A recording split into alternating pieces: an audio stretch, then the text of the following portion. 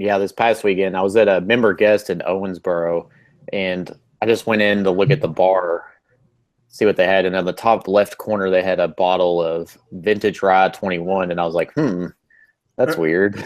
Just halfway drink. Have I actually seen that? Or yeah, and so it was like open bar, and I was like, is that part open bar? And they're like, oh yeah, everything's open. And they're like, you sure you want that? And nobody's drank that in like 15 years. yeah, like, actually, I'll just take it home. Then I was like, that's the case. I was like, yeah, I'll take one neat. So I was getting them big pours. Now I had a flask. I went and got my golf bag and put it in my flask. And then the first time I went and got it, and then I came back, and she's like, no wonder you were so excited. We normally charge $10 a shot for this. And I was like, oh, yeah.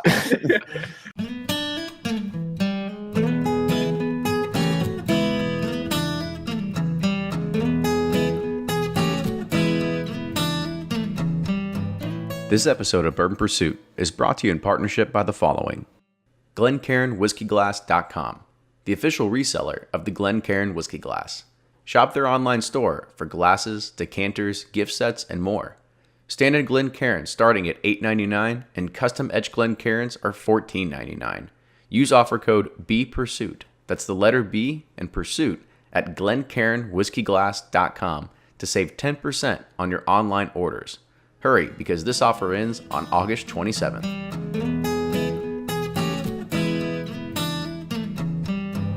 Hey everyone, this was a great roundtable because 3/4 of the questions all came from people like you.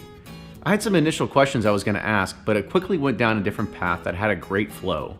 With that said, if you have any questions you want us to discuss on the next roundtable, send us an email. It's theduo, THEDUO @bourbonpursuit.com, and we'll add it into our queue of things to talk about. We're glad that everyone loves these roundtables because it's a great way to get caught up on some recent news, banter, and just hobby talk.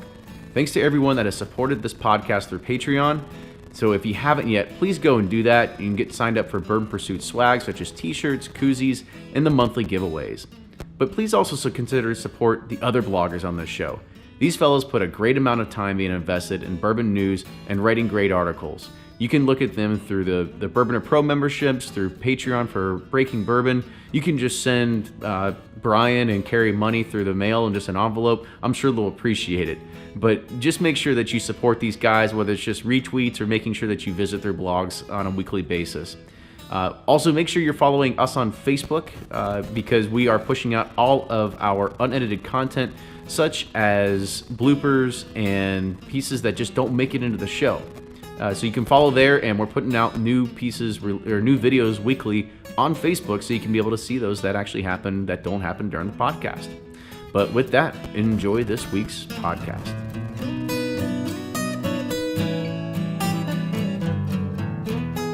Welcome back to the episode of the Bourbon Pursuit Podcast, the official podcast of bourbon. We are back yet again with the 10th edition of the Bourbon Community Roundtable. If you haven't joined us by now, we've got 50 viewers on. Last time, I think we were up to like 120. This one was kind of a little bit ad hoc. We got it together yesterday because I've got Carrie's family took the night off. Carrie's family took the night off. We were able to do this because I'm actually going on vacation next week, so I gotta get this done so I can get it cranked out and push it out for everybody to listen to next week as part of the podcast. But before we get into the topics tonight, because we got some good ones that we want to talk about, I want to go around the horn, starting with Bourboner, and we'll start from there. I'm actually fielding questions already. A buddy of mine just texted me that one guy's collection in the background is putting yours to shame. Show something off. Like I have to put more bottles behind me. I'm Blake from Bourboner.com. You can find me on Facebook, Instagram, Twitter, Bourboner.com. BOURBONR. And Blake is sporting his brand new Yeti microphone that he got from Prime Day as well. Yes. So thank you, Prime Day. This is coming in high def quality right now. Sounds good. You sound the same, but I'm glad you. You still sound terrible, but it's just slightly clearer. Sucker. All right, Carrie, you're up next. Carrie from Suburbia, SUBOURBIA. You can find me on Facebook and the Twitters and the Instagrams. I actually have a couple blog articles I'm almost done with. So back to writing a little bit, fellas. Yeah. Hey, it's just a shade under a decade. You almost got one out. How do you find time in your tennis schedule to get those? The busy day, busy life.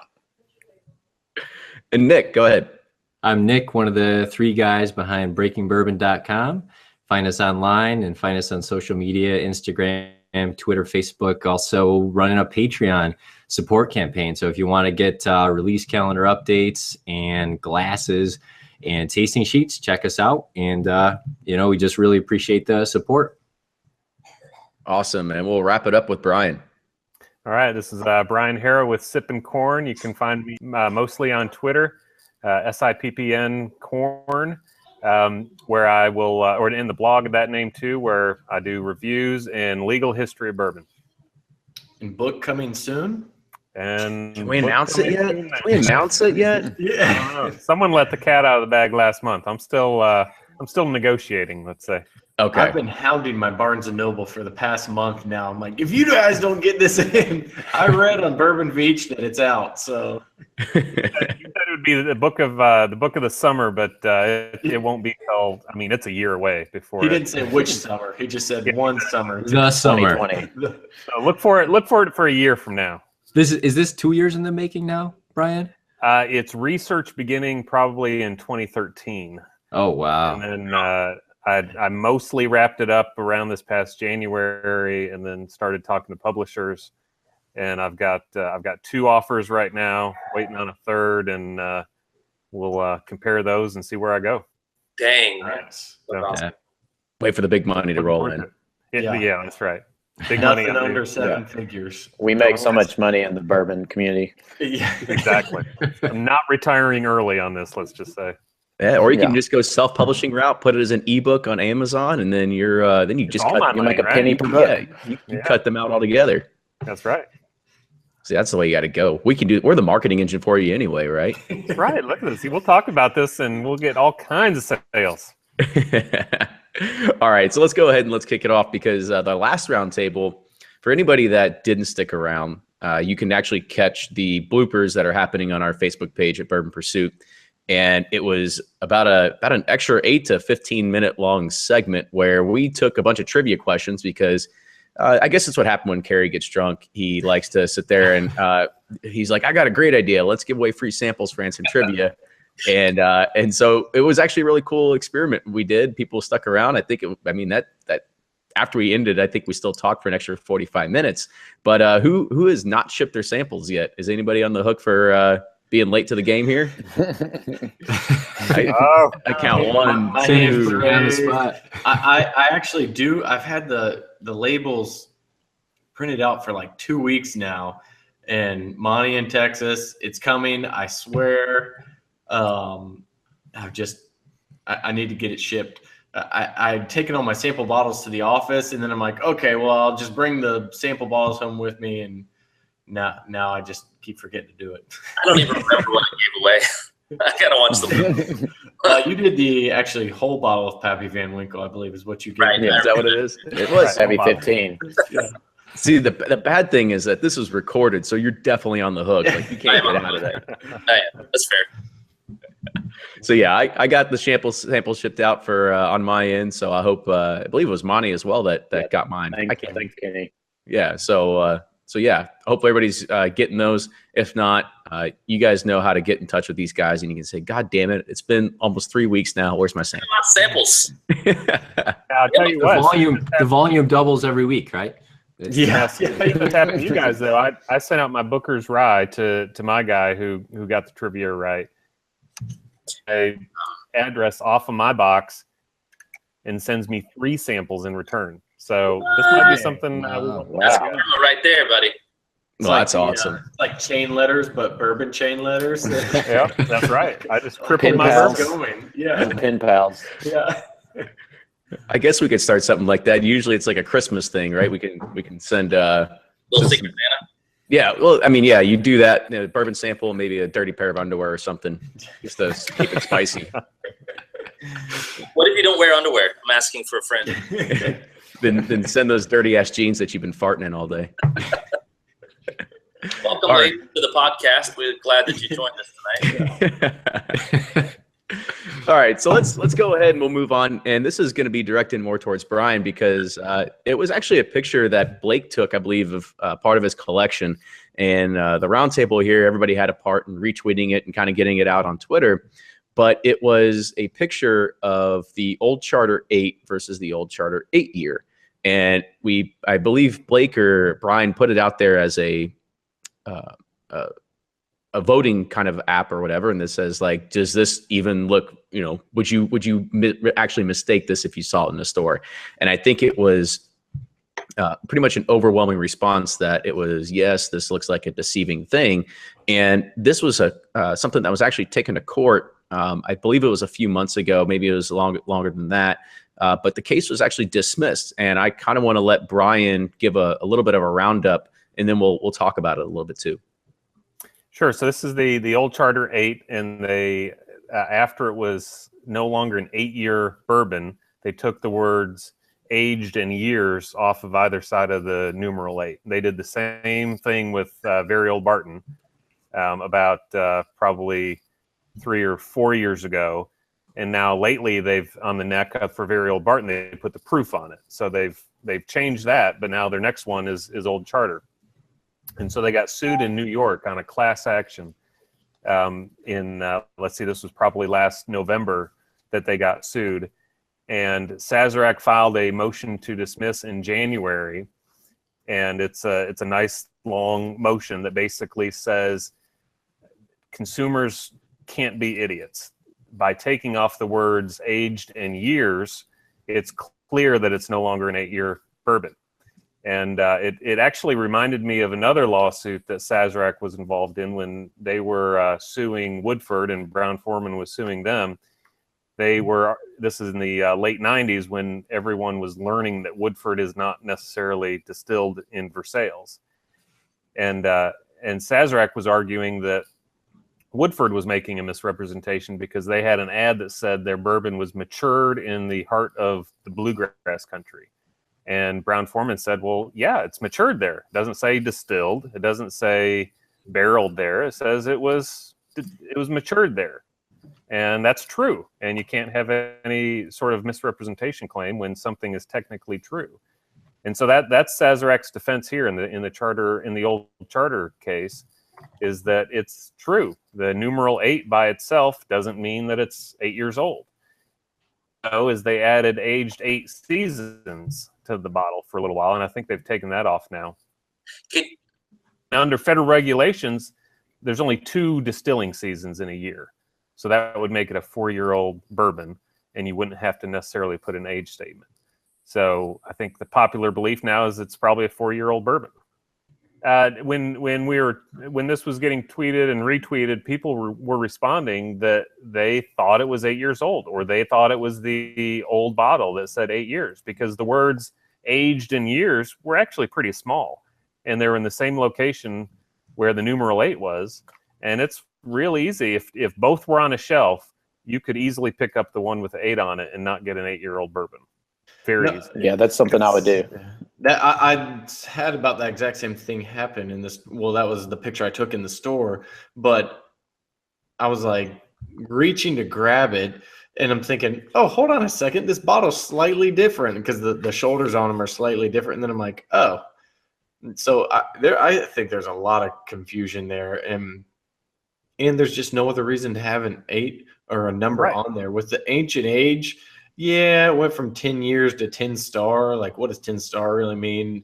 Nothing. But this one I felt like was even more blatant of like, well, it's on the consumer not to be dumb. So we think, there's a small percentage of people it'll fool, and they won the lawsuit based on that. Right. And so what happened is they filed a huge motion to dismiss, and about 20 days later, the plaintiff filed his own dismissal, voluntarily quit, basically.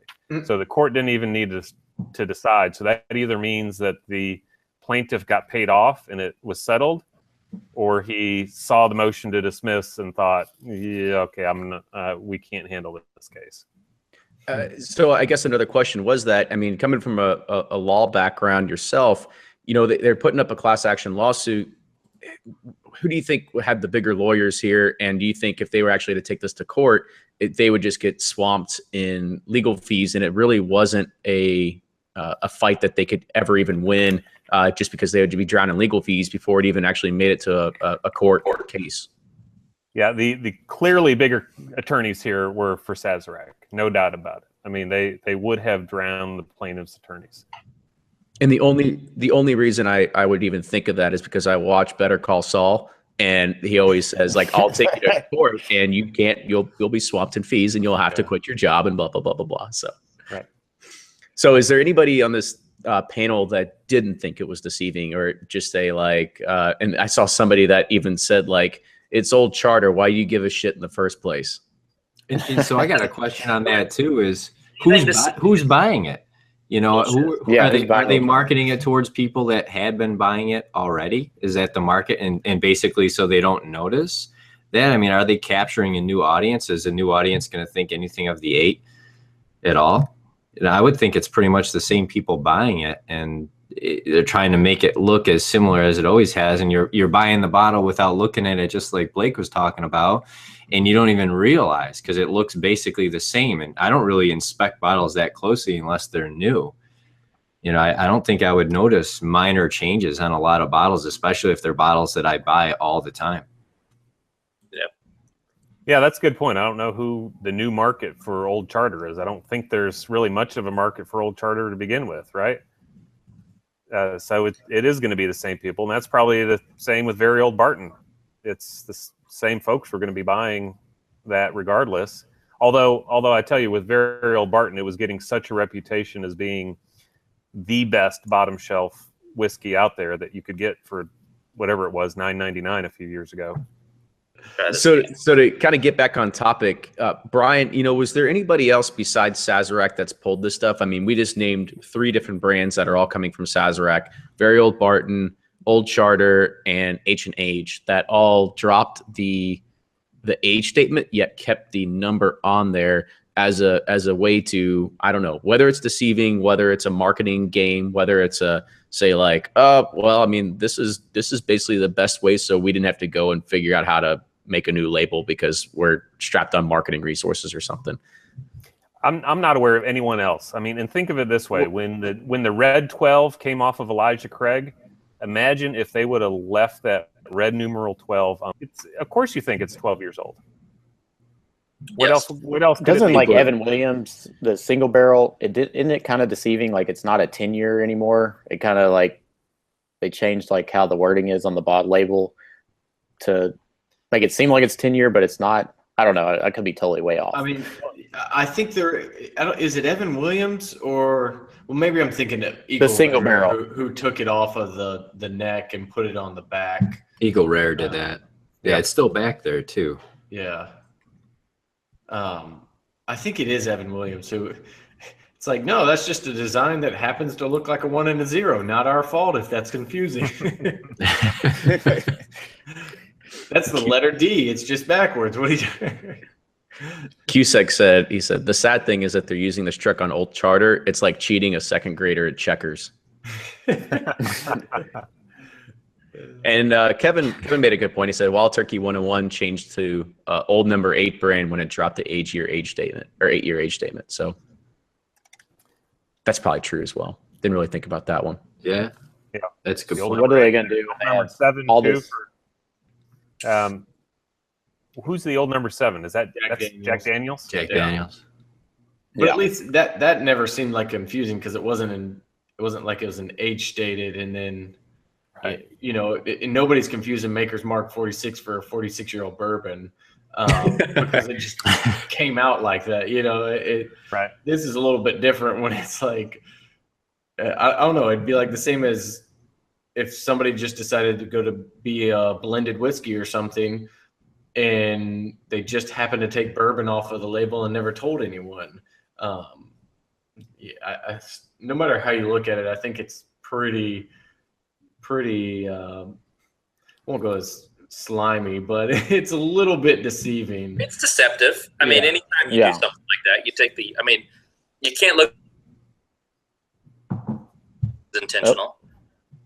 We dropped an age statement, but we left a big fucking age.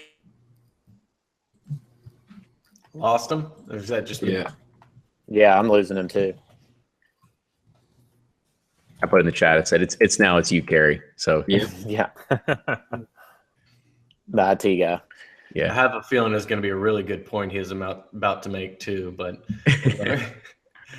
So while we're on the topic of age statements, there's another one that kind of didn't take that route. They took the number off immediately. Was like Jim Beam Black, right? Like Jim Beam Black used to be 8 years, and now it's just black. But I don't know. I don't know if they filter it again or something. Like I forget what makes the black a little bit better, whether it's at 6 to 8 years now or something like that. But Can you hear me now? there you go. Can you hear me now? Didn't they just So- what's on there now? Is it like an infinity sign on the Jim Beam Black, or just says extra aged or something? I think it's extra age, something like that. I need to look at. Yeah.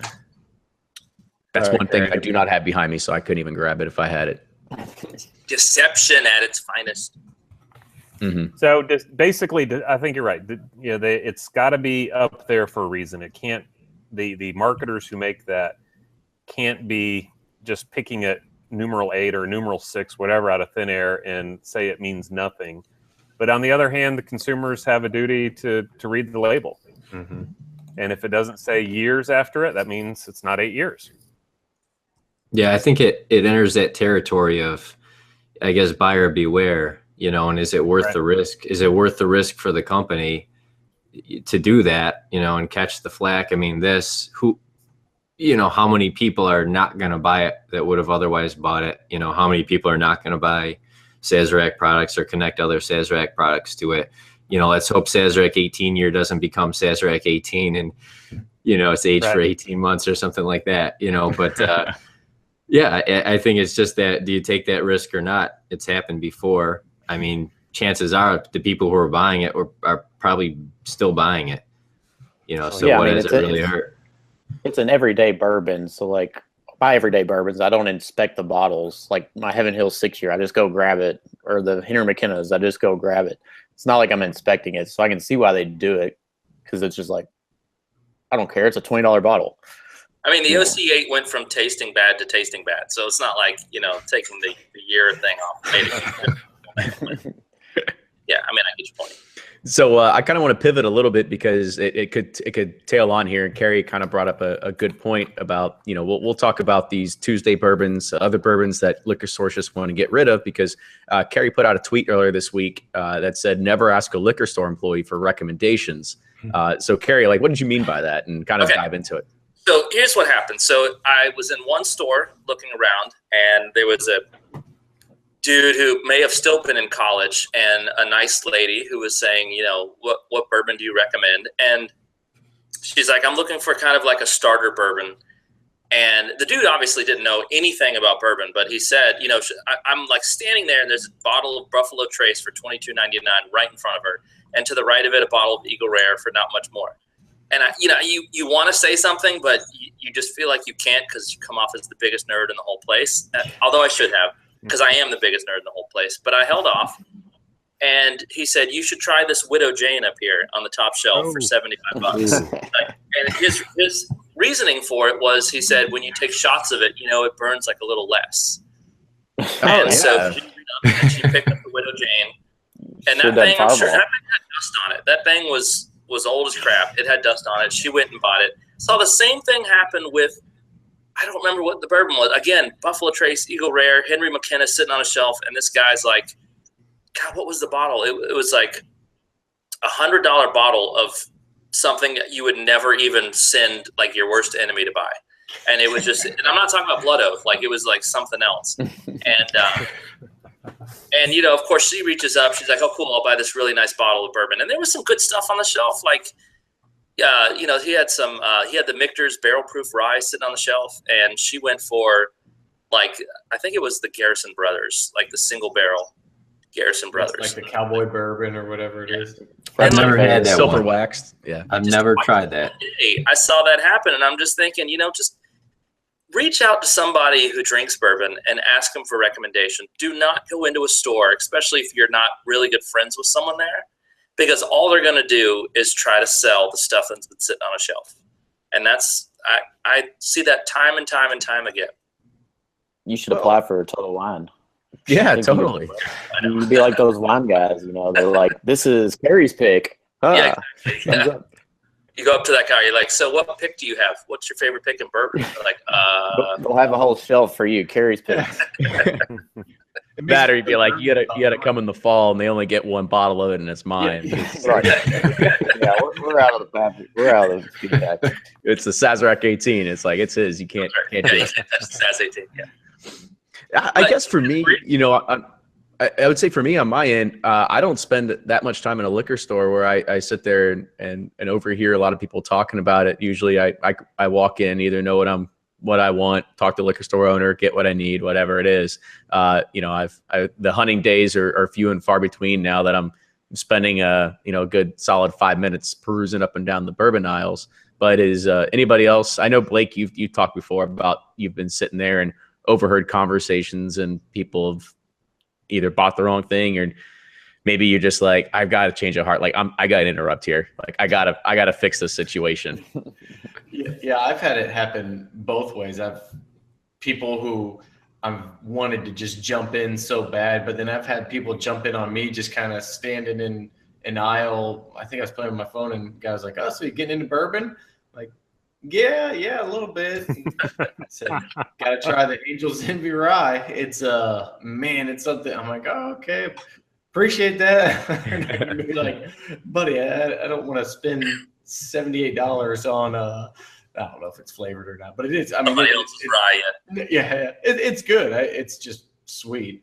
But it makes me nervous to ask for recommendations anywhere now after seeing that, because I'm like, even at a restaurant, are they just going to recommend the thing that's not selling at all? Because, they're like, okay, we got to get rid of this. This guy asked for a recommendation, send them whatever it is. Because a lot of times it is the thing that's not selling, and or you have to really trust the store that you go to. You got to trust somebody there. I agree. If you don't have either of those things, like just do your own research or really trust the store, I'm not going to depend on the 22-year-old college kid to tell me which whiskey is the best. Burns less on a shot. Burns less.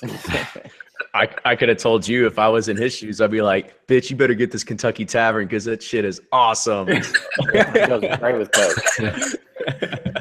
I got to say, in defense of, it could be anyone. It could be the store owner, could be an employee, a manager. I think there's a really wide range of what you find in there. I know in some stores locally, there's at least one person there in a lot of stores that is into bourbon, and they know what they're talking about for the most part. Are they going to be able to give a good, honest recommendation that doesn't have anything to do with sales? I think a lot of them do, or at least I'll just talk to you. I know when I go in now, I don't buy. Usually when I go in a store, I end up talking to somebody for 10, 15 minutes and then walk out empty-handed a lot of the time. But those relationships have worked over the years, and those are people that end up calling you when they do have something. And I don't know, I think there's something to be said for that relationship with the retailer. You just got to know, what you need to know going into it. Don't go in there blind, just listen to anything anybody says. You got to have some knowledge of, is this person giving you decent advice or not, before you kind of go down that rabbit hole, I think. Otherwise, you'll get stuck with some $80 bottle that, was made by who knows who and doesn't taste good, but somebody told you it does, Yeah. Cusack in the chat had a real quick. I was just going to say, Cusack had a good statement. He said, "Can you blame the stores? So much bourbon crap pouring in." I mean, are we looking at simply a glut and bourbon sitting on shelf, and that's why they've got to sell the old shit? But I mean, for sure. I mean, I guess there's. Go ahead, Ryan. Oh, I was gonna say, there's like, you go into Total Wine now, it's overwhelming how much stuff is out there. Like, even like 5 years ago, there wasn't that much options, and now it's just like, holy shit, what is half this shit, and how's it selling? I don't understand. Yeah. Like, I'm just blown away. If I was a new buyer, I would just be like, what? I guess this one's in a middle to high price point. It must be good. Right, it's bourbon overload, and if it's got a nice label and a horse on it somewhere, you buy it. They say animals on liquor bottles help sell them. I don't know where I heard that stat or how true it is, but by having an animal on the bottle, it helps sell it. Yeah, It makes it taste better too. So Or a if you're guy, a new person, or a guy smoking a cigar. yeah. Yeah. If you're a new That helps person, a little bit. like a newbie, what a time to be alive, right? Like you have got everything under the sun you can try. And, you know, like you walk in, it's like us if we got into scotch now, it'd be like, holy shit, look how much stuff is just sitting on shelves. They just don't know any better. They don't know that all the good stuff is in our basements. Like they think that, you know, they're going to just, you know, get into a store. So for them, ignorance is bliss, right? They don't care. They just want to drink good bourbon. They just don't know what good bourbon is yet. Yeah, it all comes from NGP. That's, you know, what they're tasting. But I mean, I guess I don't know whether you are able to put a little bit of blame on the liquor stores themselves. I mean, they bought this stuff, right? They choose to buy the inventory, right? Maybe I'm wrong. You know, there's a lot of, yeah. I mean, it could be distributor strongholding or arm twisting or whatever it is. But you know, at least as far as I know, those practices are supposed to be illegal in most states, or if not everywhere. So I'm not entirely sure if the store owner is even a person to be able to blame in a situation like that when they've got too much inventory that sits on a shelf and doesn't sell because, you know, word's gotten out that it's just not good. It's craft. It's whatever it is. So you guys got another 1792 barrel when you still hadn't sold your first barrel. Why is that? Why'd you buy so much 1792? Or the Wild Turkey Diamond that's been sitting there for 10 years. Yeah, exactly. So much of it's in Which everybody's gonna want in 5 years. Just watch. Yeah, right. As soon as the last bottle sells, people are gonna be like going nuts for it. You know, some of that could be incentive too. The distributors are like, if you buy a case of this Garrison Brothers, we will get you 3 Michters 10 years. So probably they're buying. On the flip side, I think sometimes you can attribute to distributors saying, carry a bunch of our products and we'll take care of you when rare releases come around. So I don't think it's all the store's fault. I mean, it's, again, I think you go back to the 3-tier system. Yeah. Mm-hmm. Yeah. I know here in New York, you know, there's a split case upcharge for a split case. You say, I'll take a whole case. They say, well, you can't buy a whole case. We can only sell you a split case. You know, so they're stuck. Do you take it? Do you leave it? What do you do? You know, they get caught in the middle. They don't know. And I know some retailers that they buy stuff totally unknown. They're not into the bourbon scene, but they buy it and see what happens. Sometimes it sits. They buy the wrong stuff. So I don't shop at Total Wine as much, but there was this is probably a good question for you know, Ryan and Carrie here. So James says Total Wine steers people towards their quote unquote house brands. Is that correct? Because I don't really know. I don't go into it too often. Yeah, I'll listen. Yeah, I'm in Total Wine twice a week, and I'll hear them. Definitely for wine. Yeah, I'll hear them, and they'll be on the bourbon aisle. They'll be like, "You got to try this." I can't even remember the names of these. Like it's similar to one, Winchester. Yeah, Winchester, and this is really. I can't say how many times people put Winchester in their carts, and I'm just. I can't. It's a lot of like hyper age stuff, I think. Yeah, it comes from that Terrapure. Yeah, Terrapure. Winchester is. Yes. Yeah, they have a deal. Yeah, which y'all hear about in about 3 months. I did an interview with OZ Tyler, and they do the Terrapure process in Owensboro. But yeah, they got a contract with Liquor Barn and Total Wine and Spirits to do all their contract distilling. So now you know. The more you're informed. So now you know. Yeah, if you care. What's the Barn private brand? Yeah, the name. What's that one? You broke up on the. What's the Liquor Barn? Oh, Flatboat. I thought Flatboat was 1792. Oh, that's true. Maybe it is. Yeah. I was like, I got it right here. I was like, I can do a taste test. So or that's what they tell you. This episode of Bourbon Pursuit is brought to you in partnership by the following.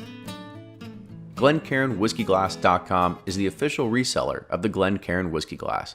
Shop their online store for standard Glencairns, deluxe gift sets, crystal cut glasses, decanters, and more for your bourbon obsession. Standard Glencairn start at $8.99. They offer a quick 48-hour or less turnaround on all orders and can work with you to get your logo on a custom etched glass for only $14.99 per glass. Use offer code BPURSUIT, that's the letter B in pursuit, at glencairnwhiskeyglass.com to save 10% on your online orders. Hurry, because this offer ends on August 27th.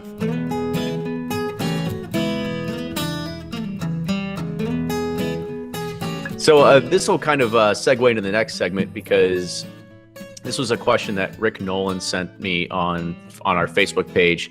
And he says, you guys talk about, this is actually something that Carrie made famous not too long ago, which was the word of FOMO in the bourbon world, right? Just what we call the fear of missing out. He says he occasionally suffers from a case of what he calls FOBR, which is the fear of buyer's remorse.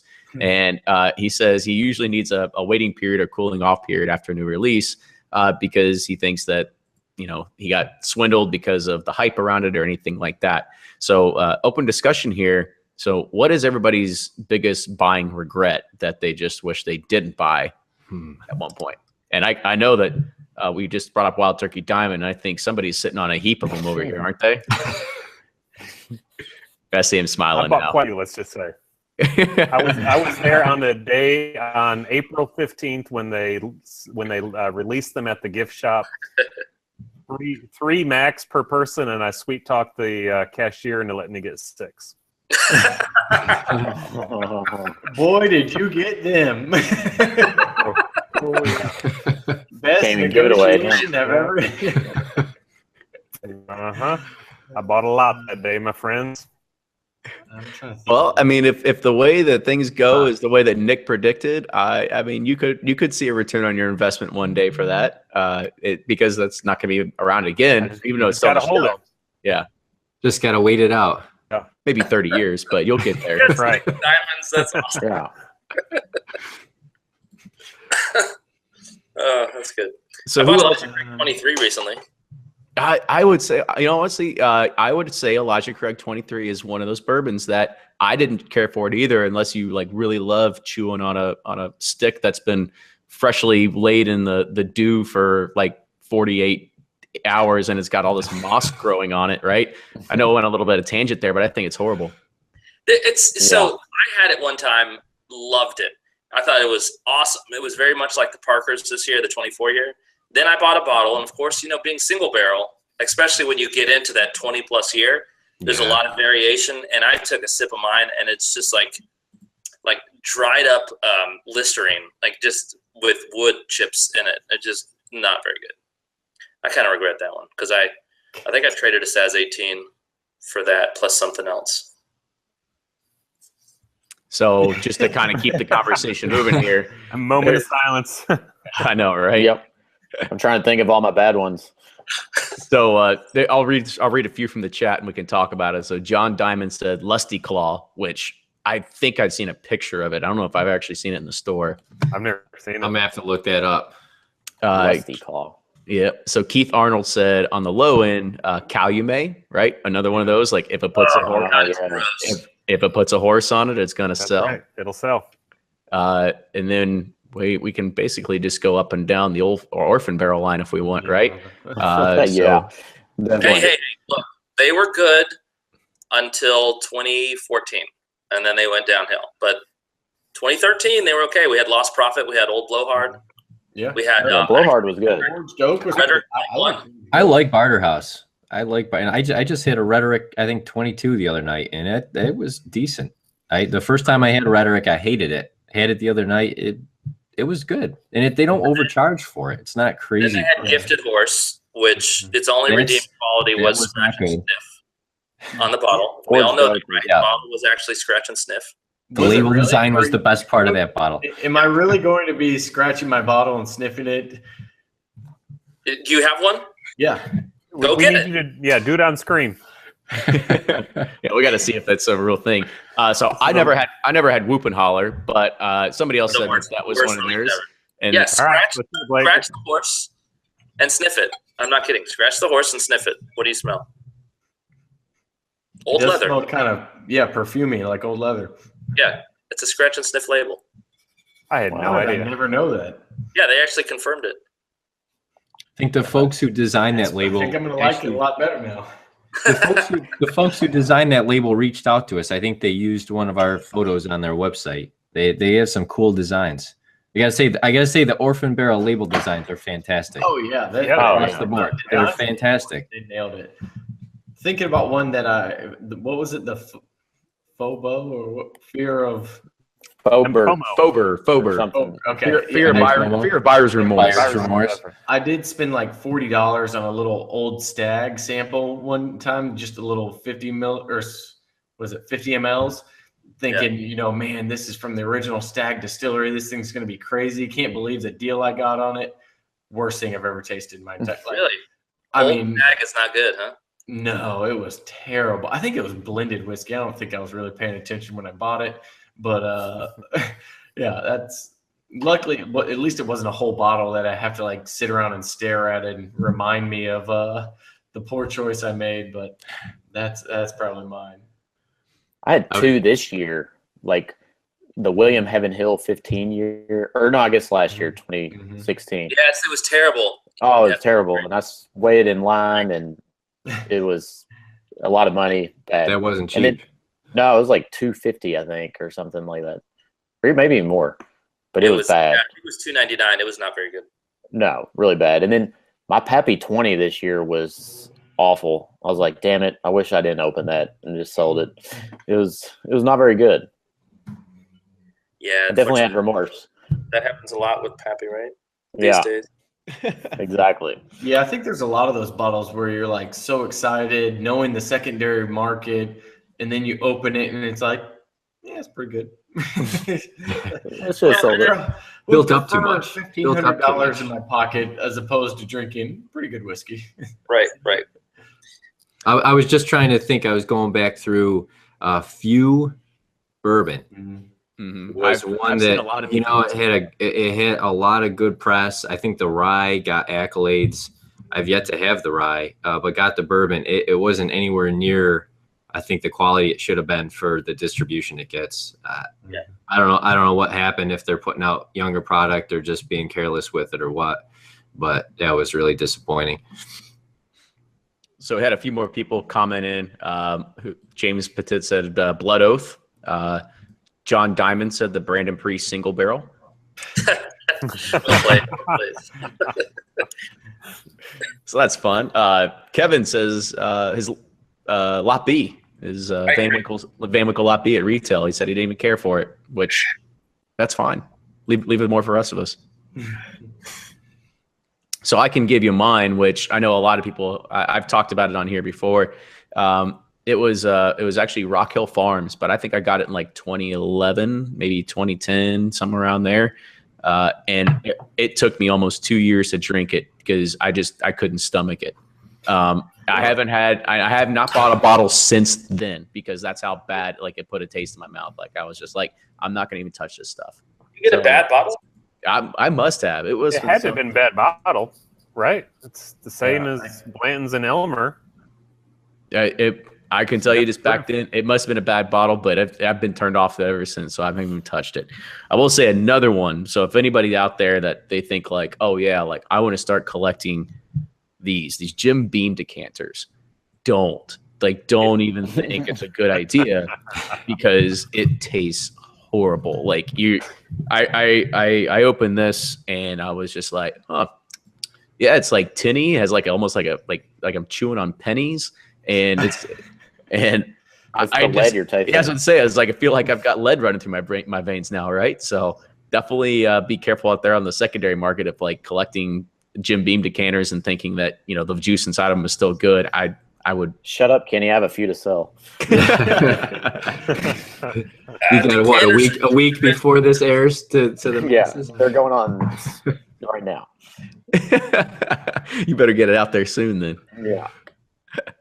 So let's go ahead and we'll move to a next subject. And this is something that Lucas, who's a fan of the show, he asked, with the bourbon boom in full effect, many of the large NDPs or the non-distilling producers have really focused over the last few years on getting their own still setup, which we've seen that pretty much all the way around. Many of these brands have a loyal following from people that know what an NDP is. So let's start with Smooth Ambler and some of those other folks.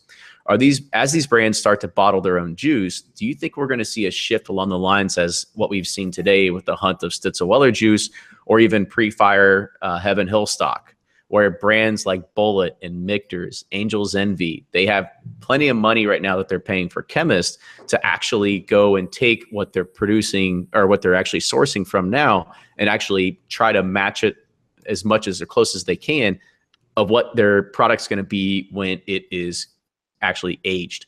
And so do you think there is a possible subculture that's going to be created for people that want to have Four Roses Bulleit or the Heaven Hill Ezra Brooks and stuff like that, that we could possibly see here in the next, I don't know, what, 5-7 years? Like, what do you all think? I just want to say, I think it's funny with all the kind of crap that NDPs get, that what's happening is producers are taking what they get from NDPs and saying, I want to make this exact same thing, and going to great lengths to basically reproduce that, as opposed to necessarily make something completely different and new in the space, which is kind of almost the opposite strategy that that other, distillers might take. I just think it's an interesting dynamic. Yeah, I agree with you. And I tell you, with Bulleit in particular, I might be looking for the label that still says Lawrenceburg on it, because it was so much better, at least in my memory, versus what I've had recently. Anytime you can make a distinction on a bourbon, whether like Lucas was saying, whether it's the old Bernheim versus the new, or bottled in Lawrenceburg versus Buffalo Trace for Pappy. I mean, you want that distinction, and you think something that's old way or different is going to be better. But I tell you, for the guaranteed Four Roses Lawrenceburg label Bulleit, that is better than the current Bulleit. Yeah, I think everybody loves nostalgic. So I mean, even me, like old granddads from the 80s, they might not be, if you put them in a blind taste test, they might not win, but to me, they taste better. I don't know. It's just like the butterscotch bomb, tastes like a Werther's, like the label. I don't know. It's just, we love nostalgic. So I definitely think people seek those out, and it's going to be hard. I mean, these are good whiskeys that are being bottled by these NDPs. I mean, they're from Heaven Hill, Four Roses, these distillers that have been around forever that know what they're doing. So, it's going to be hard to replicate the good juice that they're putting into these bottles. That's a good point. It's going to take longer for these guys to get their stills working right than it is to compete with MGP and Four Roses and Heaven Hill and the established. That's a really good point. Some of them may be better off just to make their first release be not that great, because then everybody's just going to go and buy everything that's on the shelf right away. Yeah, it'll be gone. As soon as the Bulleit that was actually distilled at the Bulleit. Well, do they even have a functional still, or is it still just that small? They got their whole operation up and running in Shelbyville, if I'm not mistaken, right, Brian? Yeah, up and running. They are. Or like a Michters, who has a big operations there as well. Who, as soon as they release something that's it's not that great, everybody's just going to go and flock to the old Forester or whoever they're sourcing from. But everyone is going to love something once it's gone and more scarce anyways. That's right. That tastes so much better. Because it's not around. But anymore. I'm hoping we're on that dime. Yeah. Eventually, that diamond will go away too, and be knocking on Brian's door. So this kind of floats into the next question. And Cusack kind of put it up there too, and he said, "Wouldn't NDP be smart just to blend their stuff with the source stuff until it gets down, and they can just make a kind of like an exit out of it where." I guess the only thing at that point they would have to worry about is if you've got a smart enough consumer that knows how to read a label correctly and it knows what DSPs it's actually coming from and how it's blended. I mean, I will say from my experience that any blending of older whiskey kills the older whiskey taste. It doesn't matter what years you have. Of course, we know this from Orphan Barrel, but there's so many different ones that have gone the blending route, and even Smooth Ambler, who I love with their American whiskey. You blend a 11-year with a 4-year, you're going to get a 4-year taste. Mm-hmm. So I think when it comes to being able to sell and make money so that you can keep the production going is great. But if you want to attract the loyal, the hobbyists, and get the real bourbon fan base moving over, I think that you got to stop blending, and occasionally, like Willett, just put out a barrel of the older stuff and try to just put together the lowest year stuff that you can to survive. But keep single barrels out there. Yeah, I think we're seeing less and less of the people blending old with the new. I guess Whistle Pig just do it as well, but I was kind of hoping that was a trend that was going to go away, because like Carrie said, you blend an old, probably a really good bourbon with a younger bourbon. You don't get a middle-aged tasting bourbon. You get a younger tasting bourbon, which I think I said it on here before. It's like food, you add something that's over-seasoned with something that's under-seasoned, it's going to taste under-seasoned. It's not going to taste perfectly seasoned. So I think they are just better off just to let their young stuff be young, or wait till they think it's a point to stand on its own, or just keep selling the source stuff until the last possible barrel they have left. So I guess who's going to be the first person to go out there and just buy a case of Bulleit, a case of Angel's Envy, a case of Michters, and all that sort of stuff, and just say, I guess we'll see in 7 years if this is worth anything? It's a cheap investment at this point. It could cost you, maybe a couple $100 or so if you find the right store. Maybe you can get a case discount. So I don't know, maybe it's worth it.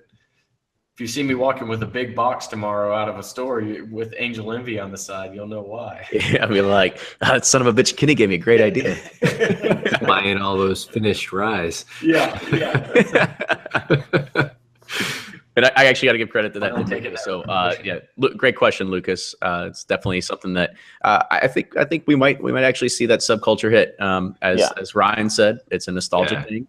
I mean, you can see in the top shelf behind me, if you're watching this on video, like those are old, John and Dusty's up there, and I don't know, people just love it. I don't know what it is, but it's just part of what it is, and I think that as soon as stuff is going to be getting consumed by other people and the stocks are going to dry out, people are going to want that older stuff or they want the new stuff, just to say that they have it, right? It's also a collector's binge thing too. I'm just Black Maple Hill. Oh yeah, their stuff's terrible. Black Maple Hill, they had all the old age stated stuff, which was unbelievable. Then they went to was Orange Label, which I just do not think is very good. Oh, there's a regret. I forgot about that one. We'll throw that one in there. And then, now they went to the Oregon stuff, and people still pay $100. Yeah, there you go up there. I've had it in blind tastings, and I'm like, no, this is terrible. What is this bottom shelf stuff? They're like, oh, it's Black Maple Hill, and people paying $350 a bottle for it because it's gone. So go ahead, all right, Ryan, close it up for us. Well, I guess we're getting close to the end, so I probably shouldn't bring this up. No. I said close up this part of the conversation because I want to move on to the next topic because I got one more thing I want to talk about. Okay, I had a whole nother topic. So, like, Heaven Hill's building 3 warehouses. All these people, there's going to be so much bourbon. Like, we talked about manipulating to the age statement. We're trying not to make the age important, but when we have all this glut and they want to move back to the age, how do you think that's going to transition? I think people will be happier.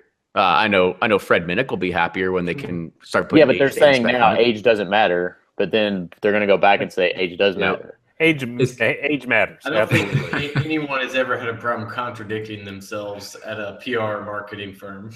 Right. Oh, we have new data that says age actually does matter again. So the scientist told us. I was gonna say, we pumped it in our Excel spreadsheets and it came out with that answer. Right. Survey says. It's funny, Ryan. I was just thinking about that same thing today. I was thinking there is going to be that day when there's just so much extra bourbon. I think I was watching that video on CBS about the potential trade issue, and bourbon might not be going out of the country or whatever. Like, we might be sitting on a lot more. It probably going to be selling the age statements at some point. With all this bourbon getting made right now, how is that going to spin? It's going to be fun to talk about. It's going to be fun for us geeks, I guess. All of a sudden, probably like, oh shit, we just built 50,000 warehouses. Bourbon fans are the biggest Trump supporters right now. We're like, come on, dude, cut that shit. Keep it all here. Yeah, I mean, I guess the other thing that the argument with that, we've all read on the forums with if anybody that doesn't know the whole trade agreements that are going on with Trump right now, with U.S. Steel wanting to and tariffs, basically European Union wants to put tariffs on whiskey that is going to be imported into Europe, which is going to put a huge burden on Kentucky. And Fred Minnick kind of points the blame a little bit at Senator McConnell, who is the House Majority Leader, who happens to be from Kentucky. So they thought it was an easy target. But the idea with all this is that, as we could read, a lot of people said that it's not the epics of things that are going to be sitting around, right? It's the shelf turds that aren't making it overseas for the majority of people anyway. Well, we can still sell to India and Asia, right? Yeah. So we'll get rid of those. We'll get rid of all that. But you're right. I mean, that CBS piece, I think, is what you're talking about. That Fred was interviewed on. Makes Absolutely. us an easy target because we are the competitor to, and we're better than Scotch, and we're a threat to Scotch, and they know it. So they take it out on us. Preach on, Brian. So, there was actually something that Carrie had brought up in the last segment talking about Willett, and this is something that I think the rumors have already spread, and I think the cat might be out of the bag, is that we're going to see a lot more Willett on the market relatively soon because the word is, very beginning of 2018, they are reopening their single barrel program. So anybody that is looking for single barrel Willets to actually start seeing them in stores again, you can probably start expecting that the year in 2018. However, don't expect 12, 13, 14, 15 years. Expect their 5-year stuff, right? So so this will be theirs. Yes. Right. But also, I've also heard that if you can pull some weight, you can possibly get, one of those 12 plus years. But however, it's going to be their 5-year stuff that's going to start. If you're Sean Brock or somebody, you'll get one. Well, I don't know about Sean Brock anymore. Sean Brock anymore. We'll see. We can save that one for a different time when we're not drinking. It's I mean, I think for the majority of people, you're going to see a lot more of those 5-year single barrels are going to start hitting the market. Well, I'll say, speaking of fear of buyer's remorse, whatever it was, I got a bottle of, I think it's a 7-year Willett I bought back in 2013. The store had gotten 3 barrels maybe, but one of each gifted 2 of them, $39.99. They couldn't give the stuff away, and it's fantastic. And now looking back, I'm thinking, what was I thinking? I knew it was fantastic at the time, just couldn't foresee, that it was going to be such a run on bourbon, going forward after that. But do you know good news. that when Smooth Ambler discontinued their rye program, my local store had bought a barrel of probably the best single barrel SAOS rye, and it was still $49.99 per bottle. And I remember reading the report about Smooth Ambler's discontinued rye. I even published a blog article about it. And I sat in the store and I'm like, dude, there's a bunch of bottles here. This stuff is not going anywhere. And I left, and fucking 3 weeks later, I went back in, and every single bottle was gone. I still hate myself so much for that. Cases and cases. I know. Isn't that ridiculous? Like cases of that stuff. So is anybody excited for Willett 5-year, or is it kind of like, okay, it's just 5-year? I am, because I've tasted some of it. I think it would be. Tasted some in the warehouse in the winter, and it was fantastic. Their weeded bourbon is out of this world. I agree with you there, Ryan. Absolutely. Yeah. 5 years starting to hit that point where it's like, okay, it really stands on its own. You don't have to grade it on that craft scale anymore. And so that's what I think is going to be the most exciting thing in the next 2 to 3 years is what craft guys are actually putting out aged product that's good and can compete against the big guys on taste. And that's what I'm most excited about. So I'll try to sneak in that barrel program if I can. I know somebody over there. Yeah. So one last question, and we'll wrap this up. So this is an article that came out of Breaking Bourbon. Eric is yet to make an appearance on here. We're still not sure if he exists. However, 90% of the articles on Breaking Bourbon are actually from Eric. So Nick, we'll wait to figure out what you actually contribute to the website itself. Well, we've never seen Nick and him at the same time, so exactly. Yeah. Oh. Yeah, that's right. We weren't doing video back when we did the Breaking Bourbon Pursuit podcast, were we? That was all audio. It was, wasn't it? Nick was throwing his voice. He's got a different Jordan voice. He's got a different Eric voice. So the article actually talked about changing our buying habits as you become a more seasoned bourbon, I don't want to say aficionado, but just a hobbyist enthusiast. You end up changing your buying habits from, starting at somewhere, learning about things, figuring out like you don't want to buy things, regretting things, all those types of pieces. So I kind of want to, first off, Nick, if you have anything else to kind of add in commentary of the article, and then I want to open up to you all. Have your buying habits changed? Have they slowed down, amped up? For most of us, you can see behind me, do you have more bourbon than you can drink in your lifetime already?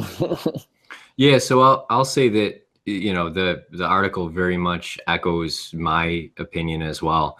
Like Eric lives not far from me. We both married women from Syracuse and actually both moved to Syracuse. So we get together a lot, and we share a lot of bottles. So we'll buy a single bottle, the three of us, and then we'll split it out into 3 8-ounce sample bottles. Some of the special bottles we'll just keep sealed, and we have some of these that are sealed that we bought years ago that we hardly ever touch, because there's always so much bourbon to try to drink when the three of us get together. But definitely that evolution of, I think, going crazy trying to find and try and buy every new thing into that, I'm going to be more selective. I'm not just going to buy it because it's new. I'm not just going to buy it because the label looks cool. We were talking about Orphan Barrel before. I know I passed on a bunch of Orphan Barrels way back when, waited to kind of try them and feel it out a little bit before I bought any.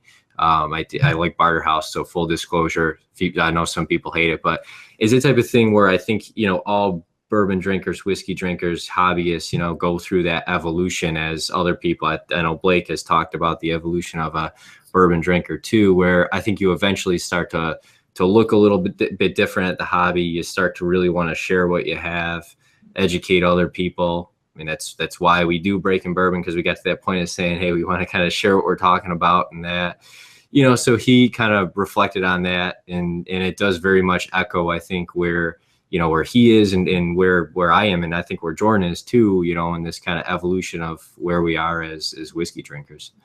Nick, I swear you didn't have a beard when we started this podcast. And now Something magic 5 o'clock shadow. He shave every 30 minutes.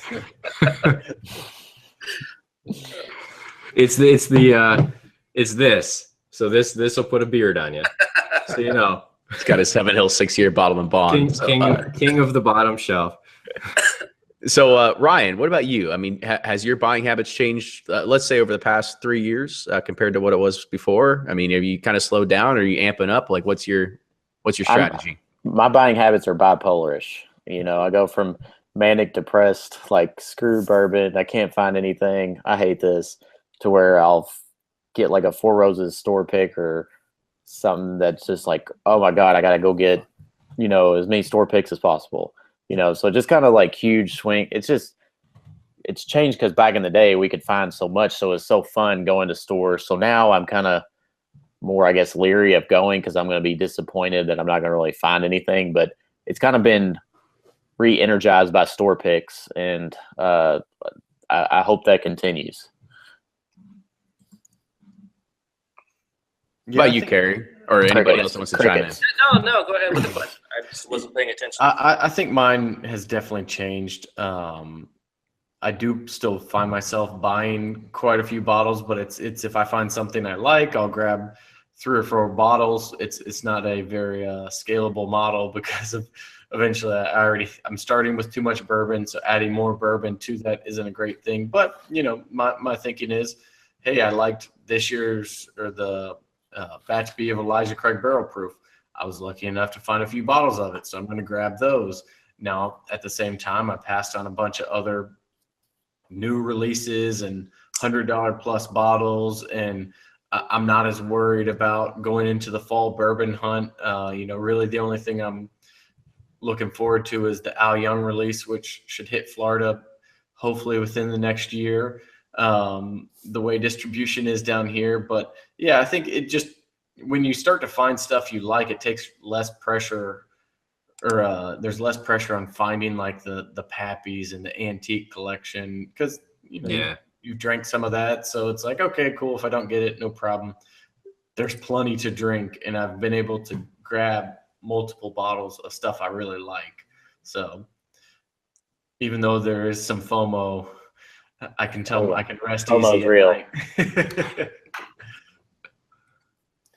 Yeah, I'm with you, Blake, on that batch B of the Elijah Craig Barrel Proof. So my habits have changed basically to being focused on things like that. So you look for that. You look for the Rebel Yell 10-year. You get a couple of bottles of just to have on hand of the Old Forester 1920, and then you work on private barrels. I don't know a standard issue type bourbon probably since 2013. I loaded up on Elmer T. Lee and Weller 12 in 2013. I haven't bought it since. And Diamond. You just focus on the private barrels since then, and the individual releases that come out, and hope like hell that you can get a Al Young, and hope like hell that you can get one or two of the other limited releases. But by that point, you've got enough. Mm-hmm. I like private barrels a lot. Yeah, I've definitely been more relaxed on the special releases because it's just so difficult here that it's just like, I'm not going to pull a Kenny and camp out all night. I just can't do it. I'm okay with missing out on it until I see him get a bottle and I'm like, damn it. I know I should have gone. Yeah. It doesn't matter. You come over here and open the fucking bottles anyway, so. Yeah, we opened 3 yesterday. Got it figured out. Yeah, we ended up opening that Al Young Four Roses bottle, and it is special. It was actually You the best. guys opened it? Yeah, it was the best of the 3 that we opened, for sure. Yeah. One so bad. So, so at least for me, just kind of like my buying habits, I'm amping up. So I should have just been doing this 2-3 years ago and just been buying shit left and right. Listen, this is a regrettable moment. I mean, I remember 2014 just picking up stags. Just GTS is just everywhere, right? I probably had like 8 of them, and it was also the same year that I ended up getting like 5 or 6 Pappy 20s. And I was like, okay, well, I'll sell a few, make up the cost, and I'll just do it again next year. Like, it'll be easy, right?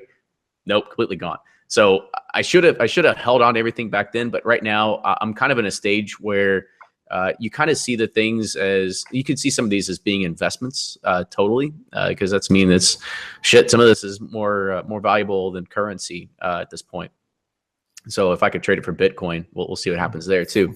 But you just need to hit some more ransomware, and then you'll be good with Bitcoin. Yeah, but I mean, at least for me, like I'm on a pretty big buying spree where I'm just kind of like in an acquisition mode, and I'll acquire and I'll figure out later. Like if I like it, then I'll drink it. If not, then I'll get rid of it. I can gift it. I can do whatever I want with it, right? Even though, as somebody had mentioned, seasoned equals mean you're running out of shelf space, which. Yeah, that's definitely happening with me. Just don't let my wife know too much. But it's definitely a thing where even with that, it was funny. I was in Denver this past week, and I tried to get my wife. We were actually on our way to the airport, and I was like, let's stop by a few liquor stores. And she was like, how about we don't? And just and she's like, it's all cleared out anyway, Kenny. I'm like, yeah, I guess you're right. I was like, well, let's go to just one to make sure. And yeah, so like the itch is still there for me, but it's definitely getting tougher and tougher. So yeah, I ended up empty-handed. Physical space has slowed down our hunt. It's literally physical space. Wait till my next blog article, because that actually covers some of that. Carrie, do you coming lift out? those weights behind you? I did today, bro. That's what intimidated the people on the tennis match. They're like, "Oh, geez, Carrie's been working out. yeah, We don't want to play him. Right. That's like a good clothes hanger. yeah." I got some bourbon over there. All right, so let's go ahead and we'll wrap this up. So again, fellas, thanks for coming on the podcast. Once again, for anybody that is listening to this or anybody that is on the live chat, you probably heard some. Whoa! It was on this laptop. This is uncut and unfiltered, people. So make sure you join us. This is happening about once every 3 weeks is usually cadence we do it. So make sure you join us for the next one. But I want to let everybody go around the horn one more time. Somebody where you blog at and all that good stuff. Anybody can jump off. I'll start it off. Okay. Go. Blake Go from Blake. Bourbon.com. Find me on Facebook, Instagram, Twitter. They're all slightly different, but if you just search for BOURBONR, you'll find whatever social media channel you're on. Even Tumblr. I don't put a whole lot on Tumblr, but Instagram gives me the option to post directly to Tumblr. So What's your MySpace page? Why not? That's what I was going for. add me on MySpace, Friendster, and AIM. So, But one thing I want to throw out here, you also have like a Bourbon or Pro membership too, right? Like, so I do. make people aware about that too. Yeah, so that's I won't give away too much. Still working on that one, but do have the Bourbon or Pro, which gets you in on all the private picks that we do, as well as some other retailer discounts and some other cool stuff we have going. So more info to that coming in the next month or so. But yeah, a lot of cool stuff coming with that. Is that different than didn't you have something like that already, or is this a new thing you're rolling out? Yeah, no, it's the same program, just with more stuff involved. More Bourbon R. Yeah. More R. More R's on the More R. Less E. Yeah. So this is Carrie from Suburbia, SUBOURBIA. I do not have a program, but I do take money. So if you want to PayPal me, I'll send you my address. You can help support the hobby that I have, and I will send you some of Nick's samples if you support me through Carry On. Carry on, there you go. Carry on. And follow me because I have some really good blog articles coming up pretty soon, and I'm going to post them on Bourbon R first. So you should definitely join If they aren't posted by the next roundtable, Carrie passes out free samples to everyone. I think we should have some kind of bet. Every live listener. I can't tell you how many times I go to Suburbia and Bourbon Gamer's not doing anything. Last post was in August 2014. No, that's not true. I do tweet. It takes time to develop material. I just don't write bullcrap. All right, so it takes time. Made up stuff. What was that post? Didn't you do a post on like what is bourbon? And you? Yes, that's right. Good. I had a great beginner's post. That was a fantastic post. I remember that. It's a big long thing about an intro to bourbon. Bourbon 101. Intro to bourbon. Yeah, Bourbon 101. Yep. If you haven't read it, go check it out. That was fantastic. Carrie, you're just going to have to pick between tennis or bourbon, or Suburbia. Yeah, I got to stop doing all this activity stuff. This like sports. You're spread too thin. Getting in shape and drinking water. Although I don't know if y'all know this, but I did drink some bourbon like during A little bit of that. You have to. Peer pressure. Well, I'm Nick from breakingbourbon.com. Find us on social media, same handle. It's all Breaking Bourbon, Instagram, Facebook, Twitter, and support us. Check us out on Patreon, also Breaking Bourbon. We've got some, I think the coolest thing we're doing is every time we do a release calendar update, we're sending out an email. So I know last month we sent out one huge email. There was a ton of updates, and then there were a couple that were, an email each day for a couple of days in a row. So that changes throughout the year. Fall time, that gets really heavy. So it's just a way, if you really want to stay up on, what's going on with new releases, we try to keep that as updated as possible. So check it out. If you can find in your heart, support us. We're trying to do more with Breaking Bourbon. We got a lot of ideas, so we're really churning what we can do. probably spending way too much time. I'm sure our wives would say we spend way too much time on it. So yeah, check us out. Yep, and I'm Brian from Sippin' Corn. And if everyone could tweet that they would buy a book next year, that would be helpful in my negotiations. Yep. So you can find me at Sippin' Corn and at Sippin' Corn blog. Get reviews and legal history. And again, stay tuned for that book in 2018. We're have to make us some hashtag to make it trending or something like that. Oh, that'd be great. Like Brian, yeah, Sippin' Corn Lives Matter or something like that, right? Sippin' Lives Matter. Yeah, I like it. Hashtag real news. So, fellas, I want to say thank you again for joining the podcast. So this is Kenny, of course. I didn't even mention my name at the very beginning, but I'll let Ryan close it out. All right, thanks guys for doing this. This is always a good time. And there's Carrie's dog. Yeah, this is always a great time. Good talks, good discussions. I'm looking forward to next time. So if you guys have any show suggestions, feedback, please let us know. And I guess you can find us Bourbon Pursuit on Instagram, Facebook, Twitter, and Patreon as well. And Kenny, you got anything else? No, that's it. Yeah, make sure.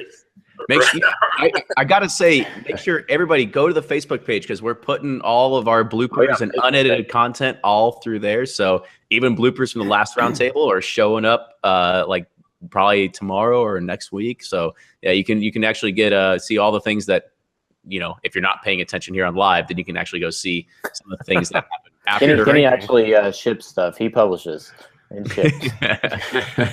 I'm actually doing a fundraiser to find out if Eric is actually real. So if anybody wants to contribute to that. Hashtag who is Eric? We call him Erica until we actually confirm this because I just feel like it's not real. Actually, my co-author Brian's going to be on the podcast. He's going to start writing. Well, you guys didn't hear about that. The last evolution of a bourbon drinker is you make up friends. Yeah. And then you have them write stuff for you. It's like Mark Twain had 25 different aliases or something. Yeah, it's very similar. All right, let's go ahead and close it out. Thanks again, and we will see you all next week.